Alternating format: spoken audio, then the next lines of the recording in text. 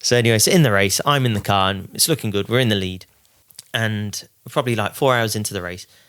And I feel this little vibration. Don't think anything of it. Just, it's a bit of pickup or something. Next thing I know, the front left tyre just goes, like, massive blowout kind of thing. And the driver's door right next to me just goes, gone. I'm like literally, I'm hanging on to this thing like, oh my God. And I'm like looking at the barriers, I'm veering towards it. This is on the Dottinger Host. So I'm like doing, I don't know, 250 kilometers an hour at this point.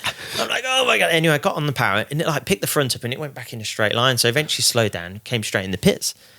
So it came in the pits and they're like, oh no. So they took the wheel off, realised that the part of the tyre had gone through the radiator. So they had to replace the radiator. We lost like 5 laps. It cost us 55 minutes in the pits.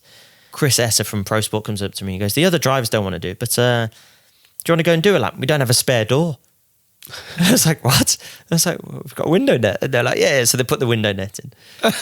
So anyway, so I did like my first lap on the Grand Prix circuit, came back in, they topped up the water and they're like, how was it? I was like, we need some holes in the rear window. So like straight with the big circular like saw drill, like straight through the rear window, like the plexiglassing, because like the window was like, like buffering really bad. So anyway, so we ended up doing that.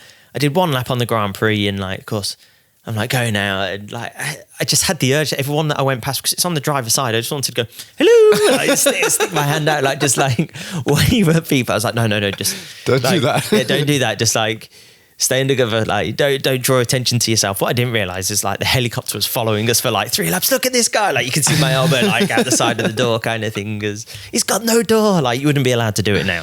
Yeah. But back then things were a little more relaxed. So I did the first lap and Chris was like, how was it? I was like, yeah, it was okay, except going over the jumps, the car would always twist because obviously there was like a load of drag or something on the one side. So I just had to be a bit careful. It's like a rally car kind of. Anyway, so I do the first lap and he was like, how is it? I was like, yeah, it seems okay. And they're like, good. We'll see you in 8 laps then. So I ended up doing a whole stint without a door kind of thing. Anyway, we eventually came in the pits. They had a spare door off another car, so they put that on. So like obviously they just stuck the number on the door and off we went kind of thing. Anyway, we ended up from like, I think 5 laps down or 6 laps down. We ended up finishing like a lap and a half down or something. Nice. And we finished 3rd in class and we only beat 4th place by like 2 minutes. And so like, okay, sounds like a long time, but 2 minutes around the Nordschleife is like not even a fifth of the lap kind of thing. So of course we finished 3rd and like celebrating, everything's going great kind of thing. Next thing we know, the team owner gets a phone call. You've been using my car for the 24 hours. How can you? I'm going to sue you. The guy's like losing his mind down the phone.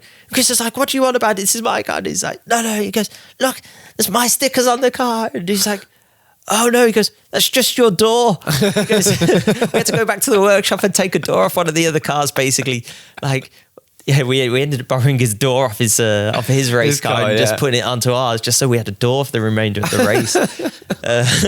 And then Chris got another phone call, like, "Oh, we have something of yours." And like, it's like, "What do you mean?" He goes, "We've got your door."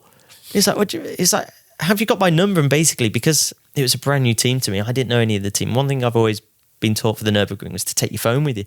So I took my phone and I sellotaped his telephone number onto the door and literally just stuck it onto the door. So at the end of the race, after the race had finished, one of the marshals rang up, "Hey, we've got your door." So like, literally we sent one of the mechanics and he got to the door and like, it's like, how do I carry a door and on a moped? So basically they got a roll of tank tape, like wrapped it around him and the door. So he was like a Ninja Turtle coming back with this like door strapped to his back.